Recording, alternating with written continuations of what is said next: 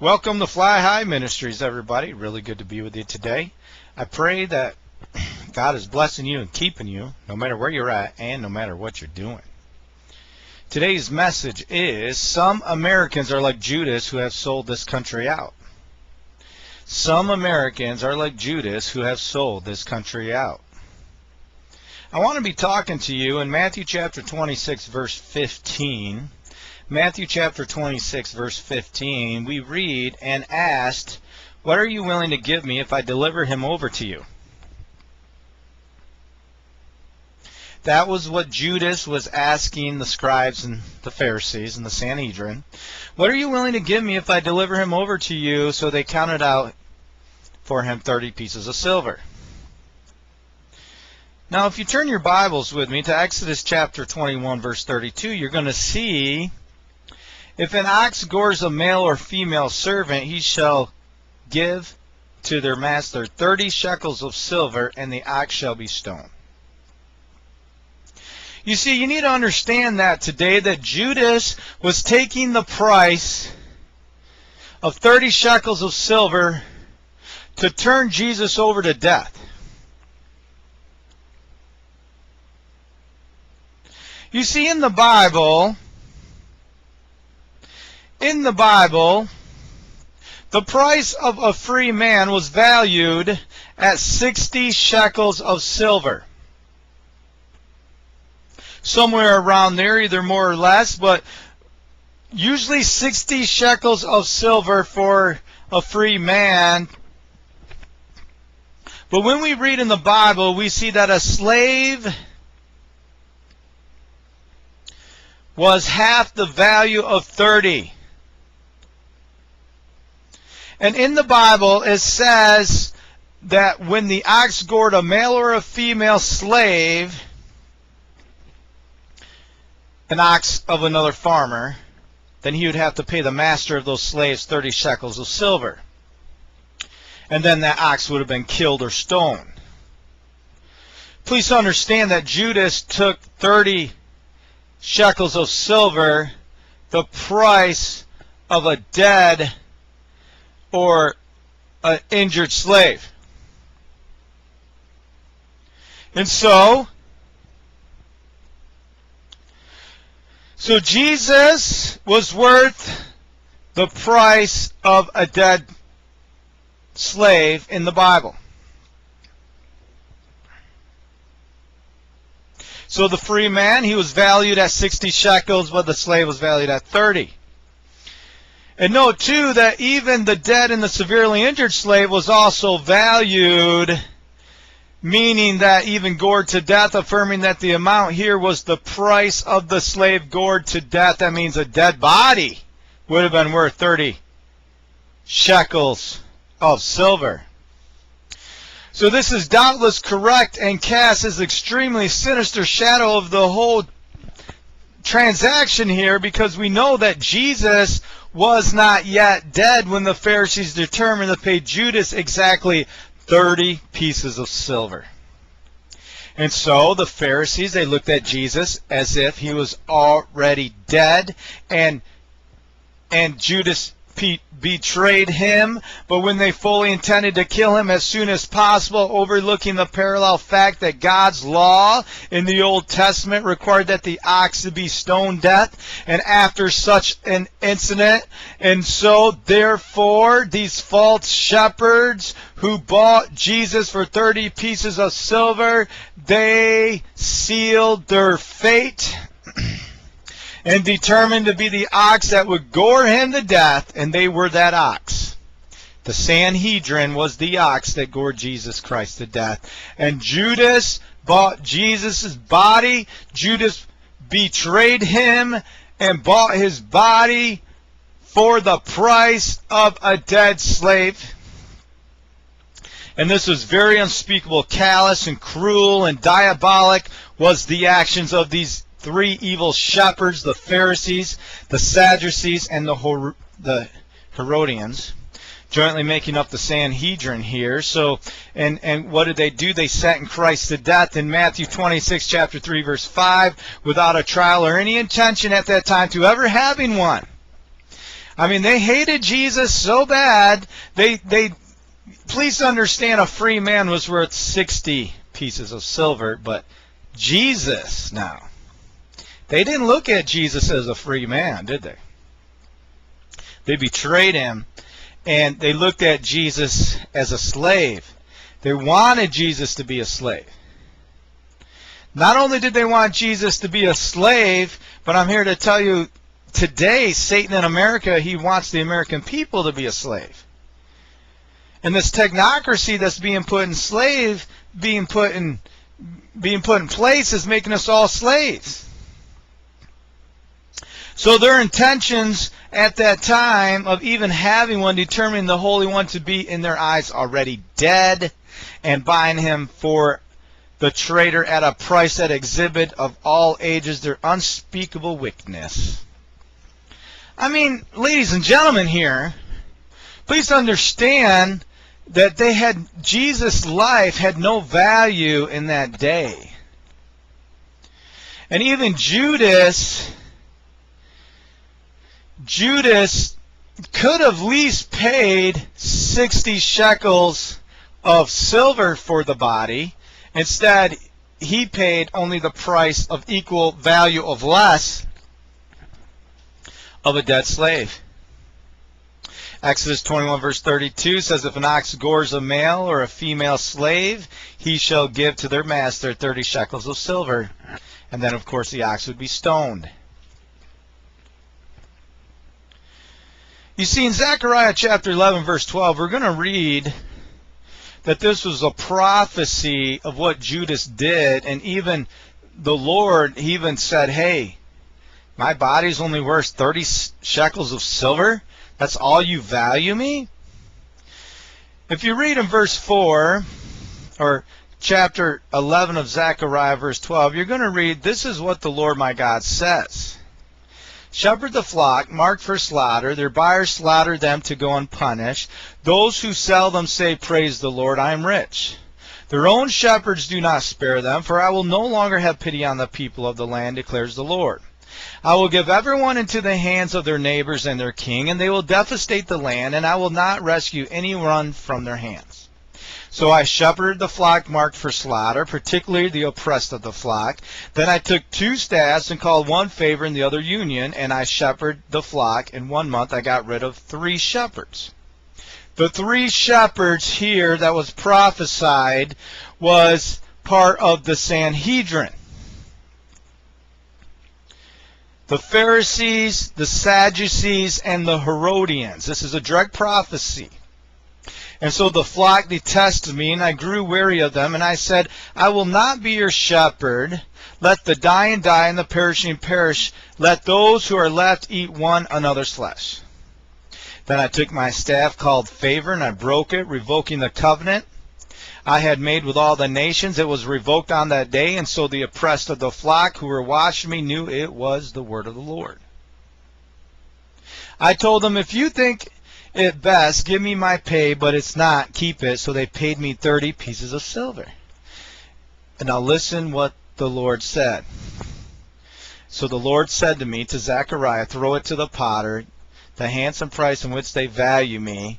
So I took the 30 pieces of silver and threw them to the potter of the house of the Lord. I told them, if you think it best, give me my pay, but if not, keep it. So they paid me 30 pieces of silver. I mean, unbelievable. God knew that he was only going to be worth 30 pieces of silver. I mean, the price of a dead slave. And you got to understand that Jesus always identified himself with the poor, and Jesus took the price of the dead slave of 30 pieces of silver. This was the price that Judas betrayed him. I'm here to tell you today, the value of Jesus in America has plummeted. Nobody cares about Jesus anymore. In America, some Americans are a lot like Judas, who have betrayed this country. Yes, some Americans are like Judas, who has sold this country out, and you need to understand the ones who betrayed Jesus was. You need to understand that today, that these evil shepherds, these three evil shepherds, the Pharisees, the Sadducees, and the Herodians, jointly making up the Sanhedrin, betrayed Jesus.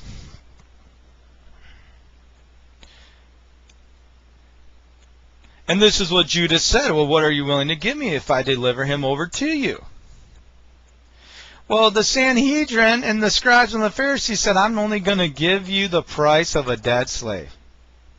Yes, this is what Jesus was worth to that society. Judas betrayed Jesus, but the society looked at Jesus as a dead or beaten slave.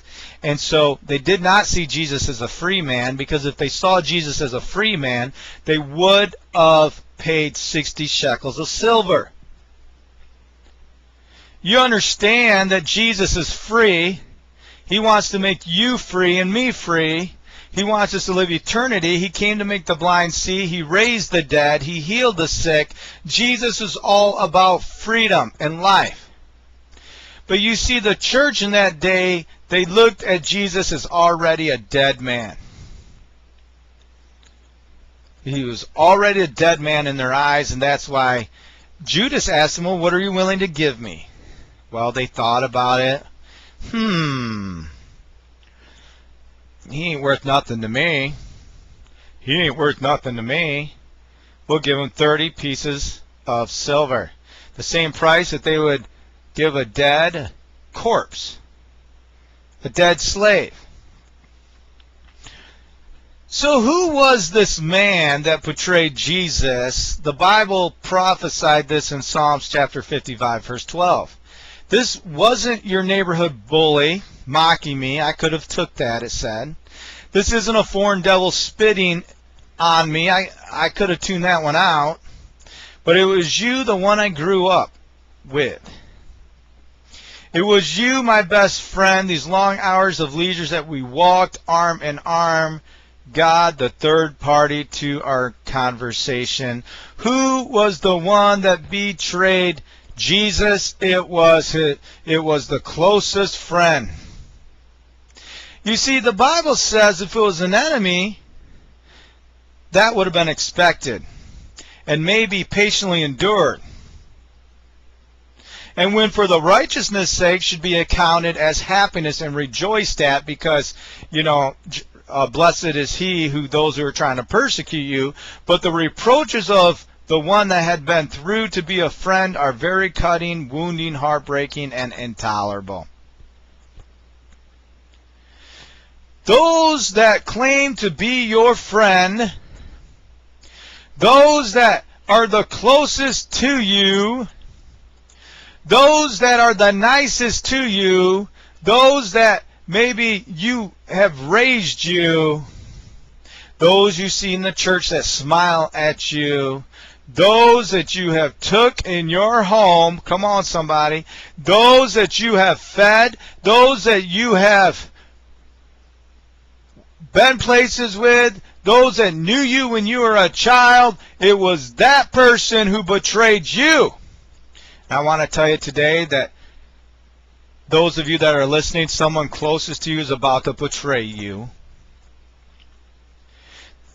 The calamities and the reproach of the scribes and the Pharisees were borne by Christ with great patience, and were answered with great calmness and mildness. You understand that they were calm around Jesus, and they were soft around Jesus, and they were very nice to Jesus. I'm here to tell you, a lot of people are coming to you who are nice. They're playing with your heart, but in the end, they're going to betray you like Judas betrayed. They're going to betray you like Judas betrayed Jesus. And I'm telling you, some Americans are like Judas, who sold this country out. You see, if you would have hated me, I could expect that. And if you didn't believe in my theology, I could have expected that. But you were the one I brought in my home. But you were the one I spent a lot of time with. But you were the one who was family. You were my family. You were part of the inner circle now. You were the one that betrayed me. You were the one that betrayed me. This was like, you ever watch The Godfather or some of these mafia organizations, and they were family. But you betrayed me. We were family. You see, Judas was part of the inner circle. Judas was family. Judas spent lots of time with Jesus. Judas betrayed Jesus. Judas betrayed the family. Oh, come on, somebody. You ain't listening to me today. I'm here to tell you that somebody really close to you is about to betray you. I would have lifted up, that is my hand, and defended myself. Even if you hated me and you were angry towards me, I should have been upon my guard, and I should have been ready to receive the blow. I was ready. At least I would have been ready. Yeah. If my open enemies had sought to hurt me, well, at least I knew that. I could have avoided that. I could have avoided that they were trying to hurt me.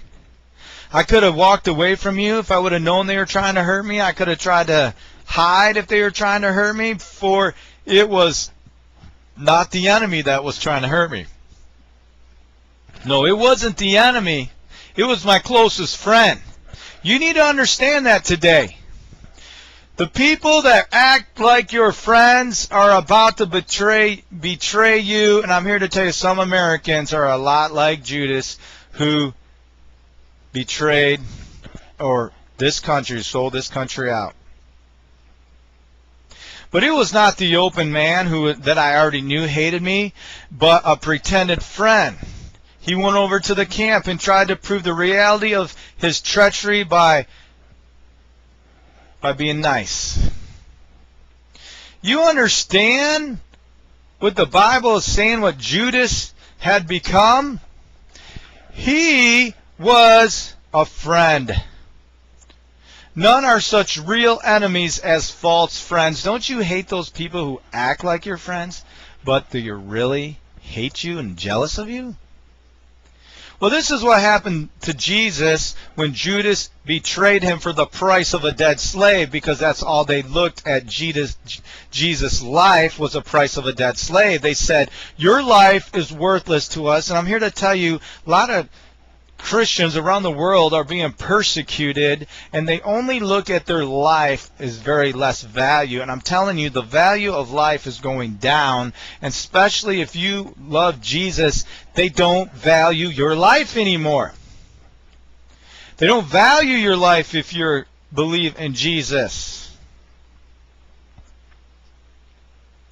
So here we have a friend that has been to his house, that they drank, they had long walks together, they had deep talks together, they knew each other, there was a love and a camaraderie towards one another, they were partners, ended up betraying a friend, and they usually so well acquainted with our peculiar weaknesses. That means this guy, he knew the weakness, he knew your weakness, you were open, you shared your heart, you told them all your pains and your sufferings, and what did they do? They used it against you. You said, I'm weak in this area, and they listened, and then they turned around and they used it as a weapon against you. How many people are like that in America today? Some Americans are like Judas, who have sold this country out, and I'm here to tell you, they are selling this nation out. They're selling your church out. They're selling the hospital out. They're selling everything out. America's a lot like Judas, who have sold this nation out. We're in some deep, deep trouble, but you got to understand that the spirit of Judas is in America today. There's so many people selling this nation out. I don't know how many pastors are selling our churches out to Satan. I don't know how many people in our government are selling this country out. We are being sold out to China. We are being sold out to the globalists. They don't care about the American sovereignty anymore. Come on, somebody. They have taken away our First Amendment, our Second Amendment. They're taking away our Constitution and Bill of Rights. We're being sold out. We have a Judas mindset in America, and I'm here to tell you that most Americans or some Americans are like Judas. They will do anything for 10 minutes of fame. They will do anything for a little bit of money, a little bit of fame, but they are no different than Judas, who have betrayed Jesus for 30 shekels of silver, a price of a dead slave. But please remember, these so-called three shepherds of the Sanhedrin, you had the Pharisees, the Sadducees, and the Herodians. They were the three shepherds that were supposed to be responsible for the flock. They were the ox. They were the ones that were supposed to labor for the people, but they betrayed Jesus. They looked at Jesus as a slave. They wanted Jesus to be their slave. They were only going to pay the price of a slave price. And just the way society today looks at those that follow Jesus as a slave, I'm here to tell you that if you follow Jesus, you're less likely to get a high position in America today, because some Americans are like Judas. They have sold this country out. And you need to understand this today, that we are being sold out today in America. We are being sold out like never before. People will sell this nation out just for a little bit of money that's not even backed up by gold and silver. And you need to understand that today. We are in some deep, deep, deep trouble. This kind of betrayal happened to Jesus Christ. He was betrayed. He was betrayed.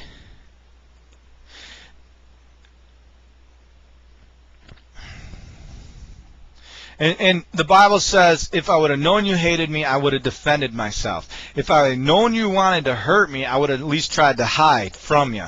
But no, you were the one that I spilled my problems out to. You were the one that I trusted. You were the one I married. You were the one I loved. You were the one that I thought I could trust, and you betrayed me.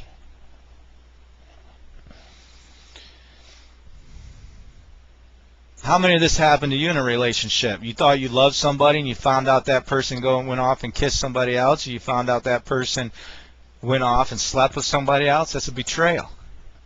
And betrayed. No, it wasn't he that hated me that did magnify himself against me. Then I would have hid myself from him. We can find a hiding place from open foes, but who can escape from treachery? If our enemies proudly boast over us, we nerve our souls for resistance. But when those who pretend to love us leer at us with contempt, whither shall we go? Our blessed Lord had to endure it worse, the deceit and faithlessness of a favored disciple, Judas. Let us not marvel when we call to tread the road which is marked by his pierced feet. Please understand, I'm here to tell you that somebody closest to you is about to betray you. Treachery is what it is. And the one who is nicest to you is about to betray you. The one who pretended to love you is about to betray you. The one who acted like they were your friend and that they cared is about to betray you. The one who said they cared about our national sovereignty is about to sell it out. The one who said they cared about your freedom is about to pay only 30 shekels of silver, the same price of a slave. They look at you as a slave. The one that says they want to make you free are the one that's going to want to make you a slave. We need to understand that today, that some Americans are like Judas, who's about to sell this country out, or who have already sold this country out. And this is why we need Jesus back in America. And what about you today? Are you like Judas? Have you sold this country out? Have you manipulated your way to the top? Have you sold your friends out for silver and gold like Judas? You know, in the book of Zechariah, we see that God said, you know what? You only thought my life was only worth 30 pieces of silver. I mean, Judas could at least sold Jesus out for 60, 80, or 100. But Judas went to the Sanhedrin and said, what is he worth to you? Well, he's worth a price of a slave. They always viewed Jesus as a slave. Their goal was to make him a slave because he was free. The goal was to make Jesus a slave because he was free. So Judas, or they were only willing to pay the slave price. And you know what? You know what the goal of the world to America, because we are a free country, is? It's to make America a slave country. You see, our economy is now have been torn down.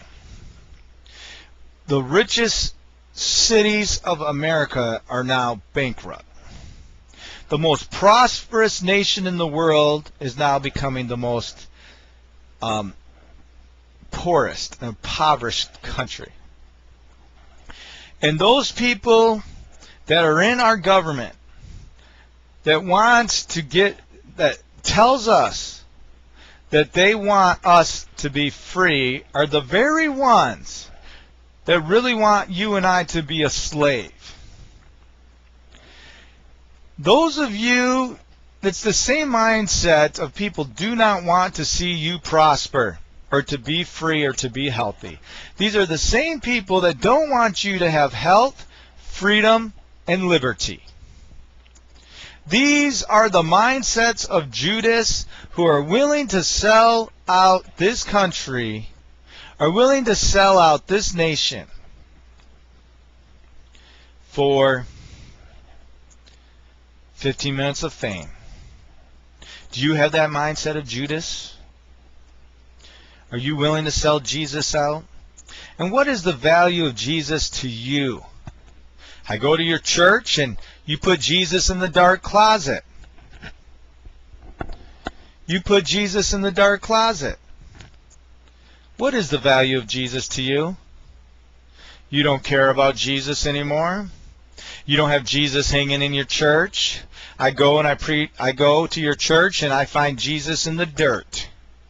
You don't take time to put Jesus on your walls because you don't believe Jesus has value anymore. You don't believe Jesus has value, do you? Do you really care about the value of Jesus? God says, is that all I'm worth to you is 30 pieces of silver? Shoot, if you're going to sell me out for something more than 30 pieces of silver, Judas. Judas betrayed Jesus. And some Americans are like Judas, who have sold this country out. You know, we need Jesus back in America, and we need him now. We need Jesus, and we need him now.